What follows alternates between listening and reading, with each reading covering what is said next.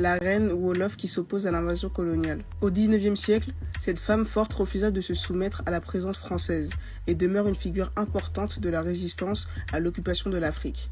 Elle est née dans l'état de Waalo, dans l'empire Wolof nommé Jolof. Dans cet état, ce sont les femmes de sang royal qui portent la légitimité du pouvoir. Après la mort de sa mère et de sa sœur, en 1846, Ndaté Yala assume seul les pleins pouvoirs sur le royaume. En 1848, les Français commencent officiellement la colonisation du Sénégal à partir de Saint-Louis. Ndaté Yala impressionne par son autorité au point où les colons la considèrent comme l'un des principaux souverains au Sénégal. Leur expansion va rencontrer l'opposition de la reine. Face au plan français d'annexion de l'île de Mboyo, la reine écrit au gouverneur colonial Louis Faidherbe son refus. La reine refuse également le passage sur son territoire aux Saracolais qui livrent Saint-Louis en bétail. La reine continue à défier l'autorité coloniale française en engageant une série de batailles. La guerre fait interdire en partie le commerce profitable aux Français, qui décident d'en finir en envoyant une armée de 15 000 hommes soumettre Ndaté Yala. Elle est battue en 1855 et meurt 5 ans plus tard.